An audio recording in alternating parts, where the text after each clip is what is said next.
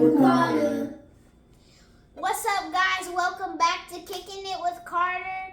Today we're going to be talking about some Coach Prime, some college football. We're going to hit a little bit of NBA. We're also going to hit a little bit of Cowboys. So stay tuned, and it's going to be a fun one. Thank you guys for staying with us through episode 2. Thank you for the support in episode 1. We really appreciate all the love, all the support. Please continue to go out and subscribe on YouTube, follow us on Instagram, on Facebook. We're really excited with the direction that this show is going. We're really excited that really the feedback you guys have given us, and we're looking forward to just continue to build, continue to take this to new heights, all right? So let's get right into it. Episode 2 is going to be called the Drama Episode. The Drama Episode. So let's get right into it. Colorado. Can Colorado be a prime time football team? Oh, absolutely. Why is that? Because the offense, the way they gelled together in that first game, that chemistry, it was just a great performance. I agree. I think that offense really put up some unprecedented numbers. Especially that receiving game. Yeah, 4 receivers with 4 players with 100+ yards. Yeah. Like, that offense is going to be elite. Now, though the defense does need to straighten up a little bit, because I mean, it's just not good for you let that team put up 42 points. I agree. Even though they did have 45, you still can't let that happen. Can Prime get that fixed though? Yes. Because I think that's going to be a big part of it going into that conference that they're in. Yes, that tough conference. That's a tough conference, and being able to allow that many points is going to really raise some questions. But to your point, that offense was able to put up that, not just the points they put up, the way that they did it. And at the end of the day, you just got to have more points than the other team. And they really look like they got some opportunity there to really do their thing. So let me ask you this. What do you think makes Prime a good coach? For me, I think the thing with Coach Prime, we hear it with players all the time. Prime got that it factor. Prime got that ability to make you want to go out and give your all. You know, he talk about it all the time, being dogs. You know what I mean? The same way he made his players, they don't wear captains on their uniform. They wear leaders. They wear D's for dogs. They wear L's for leaders, because he puts that in them. He instills that in them. And I really think every team Prime associated with, they truly love each other like a brotherhood. And anybody that know anything about sports, when you got that type of love to go out there and put it on the line for that man next to you, it really helps. It helps. It reflects on the field. So I think Prime got that it factor. I think he got that ability to lead. And he also got that ability to make his players feel like leaders. And that's when you really say that's a leader leading people that can go out and give their best and their all every day, and they want to leave it all on the line. That's what I really think. He's a true leader of men, for sure. Absolutely. Okay, so with that being said, there were several players that we were looking to see how they would come out this year, how they would respond. There were some questions. And there were some question marks, right? Some very teams that could be elite, like Florida State, like Alabama. How do those teams fare out? What do you think about their players? So Florida State University, Jordan Travis, he put on a show against LSU. He did. He really did. He synced with Keon Coleman. Coleman, yep. His wide receiver, which he had 3 touchdowns and 9 catches, I think 122 yards. Yeah, absolutely. And the thing with me that stood out with Coleman is he really has that big body. It kind of reminds me of like Plexico Burress, where, you know, you just find a high point and a spot to put the ball, and he'll go and get it. And he really gave me like some of those like glimpses, and especially on those touchdown passes or whatever. I definitely think he's another one. That's for sure. What about Alabama? Alabama, I'm going to have to go with Milroe. We already know he can use his legs. But we also saw in that game, the opening game, that he could throw it too. He could definitely. So I know, is it Oregon State? Yes. Yes. DJ has the opportunity to go there after leaving Clemson on a kind of a shaky end with Clemson. What do you think about what he did over there? I think he made a good impact on Oregon State. He was able to take control of that team and turn them around. I agree. So with that being said, we're going to put NFL quarterbacks on notice this year. Forget the backups that's playing behind you right now. The college quarterbacks, there are some very elite quarterbacks in the college game, which is going to make it exciting to watch this year. Give me a few that kind of stand out to you that you're expecting to have good years, potentially even Heisman candidates or whatever. If he gets a Heisman candidate again and he wins, Caleb Williams, USC, he destroyed his competition this opening week. He did. He was able to use his legs and his arm. Drake May from UNC, go Tar Heels. He did good. First quarter, he went 11 for 12, only having one incompletion. Wow, that's a good, strong way to open the game. And the incompletion was a drop from the receiver. So it wasn't even his fault. Yeah, that's strong. His accuracy was on point, and he was still able to use his legs too. That's strong. I agree with that. For me, I'm gonna go with Shedeur Sanders. Shedeur really put up. Shedeur put up 510 yards. First game out, broke a school record. Exactly. And it ain't so much of the yards; it's the placement, the ball placement, the composure, the way that he did it. It was very under control, very poised. He was on point. In a hostile environment with pressure. Because of the height, the social media, there's pressure on that team. And he delivered. So I also want to put Shedeur in that conversation for sure. At TCU. It wasn't even his home field. Yep. And I'm actually going to say Bo Nix. Bo Nix is a beast. Bo Nix transferred from Auburn, now plays at Oregon. He put on a show too. Bo Nix is definitely a beast for sure. And I definitely like that. Yes. So college football is going to be exciting. Great quarterback play, and I think we'll have a lot of content on that throughout the year for sure. All right, let's switch over to the NBA for a second. The NBA. Part of why this show is called A Drama.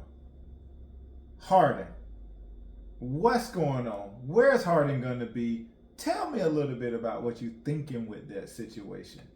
He's going to try to go to one of the main teams, like one of the faces of the league. Knowing in the past couple years he's been going to like the good teams from the previous season.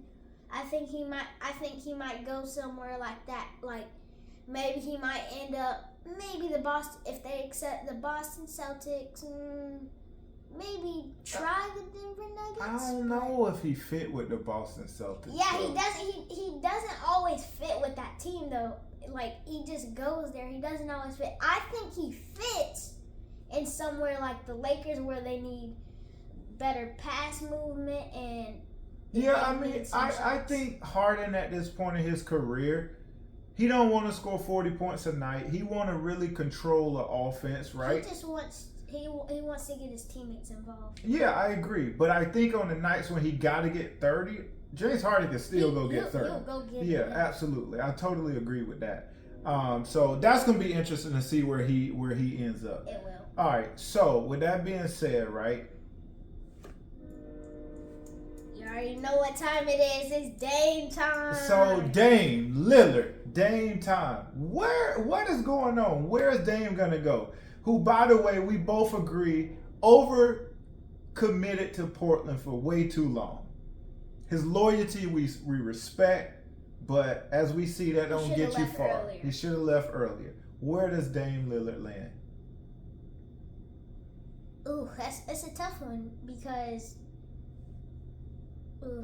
It's maybe the Heat. I know he's trying, he's reached out. I think the Heat could possibly land him. That would be a big pickup for the Heat for sure. And then the Heat will be a team to look out for. I agree. Now let me ask you this. If Dame ends up at the wrong team, can it affect his legacy long term? Yes. Because if he ends up at the wrong team, they have a horrible season. Dame has a horrible season. it's just gonna be bad, and it's gonna make him seem like his first couple prime years were great, but his last couple weren't the best. I agree. He could have done better. I agree. So that's going to be very important to kind of see where he go at, to really see how his legacy really stand out. So we'll see. Does. Okay. All right. So, ESPN just turned into SASPN. So, knowing that you went to a HBCU and knowing that you actually took us NCCU, you took us there. And shout out North Carolina Central University in Durham, North Carolina. Eagles Funk. Yeah, and I actually got to return kicks from the punter. But knowing two HBCU alumni on one of sports' biggest networks, how does this make you feel? For me, it really makes me feel really similar to how I felt when President Obama was elected in office.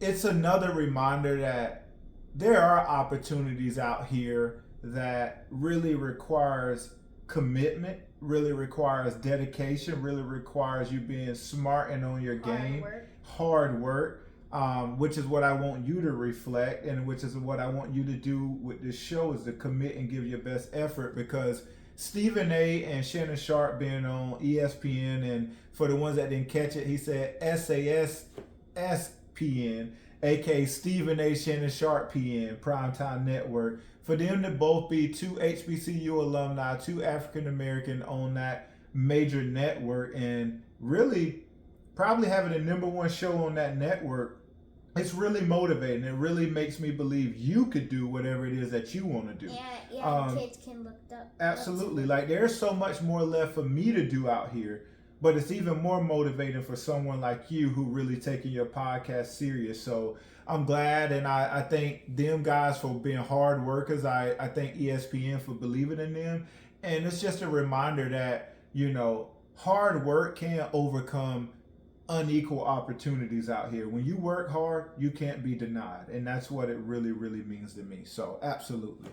All right, so now let's transition a little bit to the NFL. Who bounces back better this year, Russell Wilson or Deshaun Watson?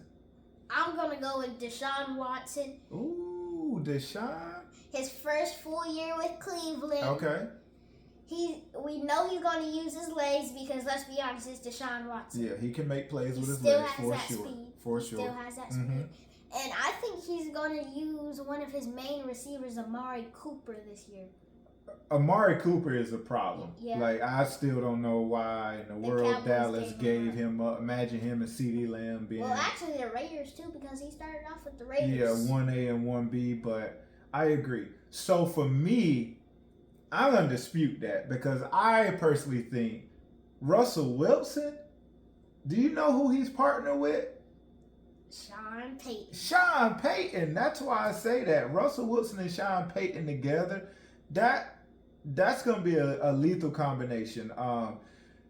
Sean Payton's such a good coach. Russell Wilson's so coachable, and he's a really good player. I definitely think he bounced back this year. As long as Javonte Williams is fully healthy and able to help balance out like Russell's, yeah, absolutely. I definitely think that's for sure. I do agree. That one is just up in the air, because both of them are good players, and we've seen that in the past. Right. I agree. Good point there. All right. So, the Dak attack. Can Dak Prescott lead the Cowboys in being a contending team? Can they win? Can they make the NFC Championship game with Dak Prescott? No offense, Cowboys fan, but I do not. You don't think they can? No. Okay, well, why is that? I think Dak, I just think he needs to work on a couple more things. Like, he doesn't really slide much anymore. When he runs the ball, he wants to take the hits, and he can't do that because he can't afford to get his ankle re-injured. He can't afford to have any injuries. Well, really, any player or quarterback can't. especially in the NFL. So that's why I think they do not make it to the NFC Championship. They maybe make it to the playoffs, but not the NFC Championship. Okay, so if they make it to the playoffs, I think we already going to know the answer to this if they don't. If they make it to the playoffs and don't make it to the NFC Championship, who goes? Mike McCarthy, Dak Prescott, or both? Who do Jerry relieve? Both. You think at that time it's time to blow it up and start? Yes, knowing that they have Trey Lance, Cooper Rush, who is the backup, but he's really good too. I think if they don't make it, they're both going. Because Mike McCarthy, I think he needs to make some better decisions. Oh yeah, his end of game decisions definitely has got to be better. And then Dak Prescott too, he needs to make some better decisions with his game. Agreed. So if they don't make it to the NFC Championship or playoffs in general, I agree. And it goes back to what we talked about. There's some elite college quarterbacks out there that will be happy to be in Dallas and really run and take that job. Absolutely. Okay, so week 1, we're away. Week 1 for NFL season is right down the street, right? Couple days away. Tell me, are there any NFL upset alerts? Any that we should keep an eye on going into week 1? I'm going to take the Miami Dolphins over the Chargers. Dolphins over the Chargers. I think the Dolphins are going to go into SoFi, and with all their offensive weapons, I think they're going to give the Chargers a hard time and win. Not much argument there considering what we saw out of the Chargers on their last outing with the Jaguars. And long as Tua is healthy and get enough time, I'm actually going to agree with you on that. I think they can go out there to California and I think they can take one. Who else you think? I'm also thinking for one of the big upsets, the Jets over the Bills. Aaron Rodgers. He's a bad man. I think the Bills might want to look out for that man, Aaron Rodgers. Especially, it's going to be dangerous. Yeah.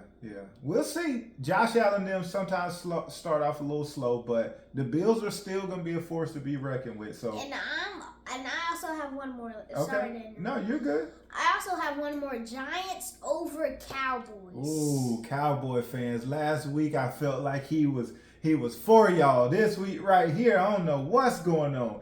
Tell me why you think the Giants over the Cowboys. Cole Beasley. I think he's going to have an impact on that Giants offense. And I also think that Giants offense has developed. And Daniel Jones is still a good player, and I think he's going to make some noise. I do agree with that. The Giants finished off the year pretty strong. I think they upset the Minnesota Vikings. They did. Saquon Barkley. What else can we say about him? Saquon. Just a beast. I mean, just a beast.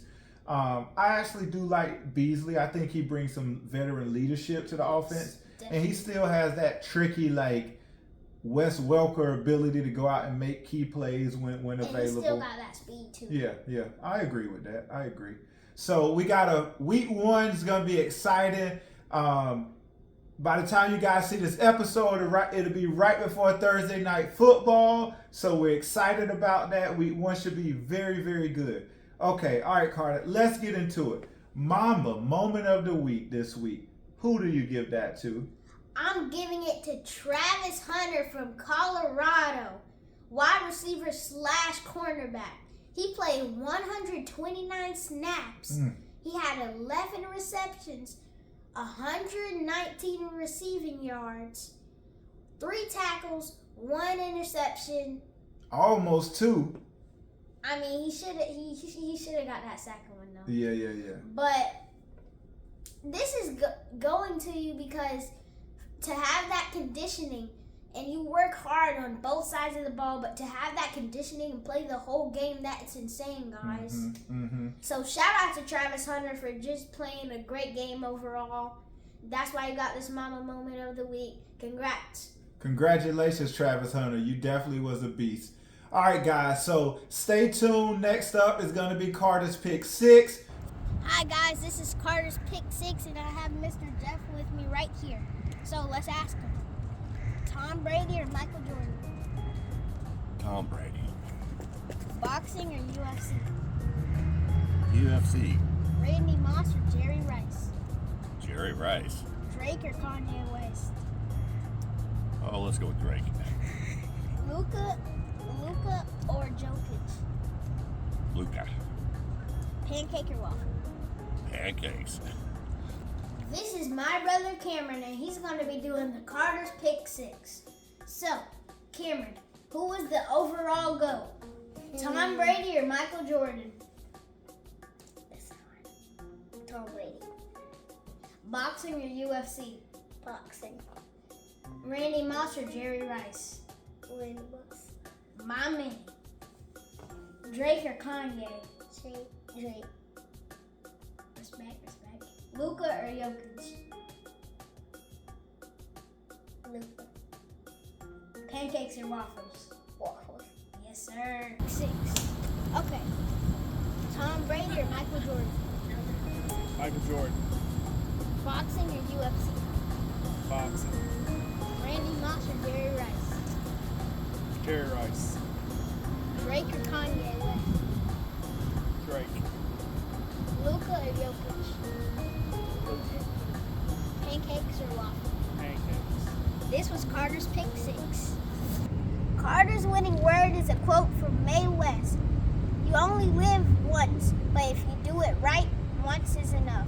So what this is trying to tell us, guys, is you need to live life to the fullest, take every opportunity that you can get to live life to the fullest, and you just got to take it step by step.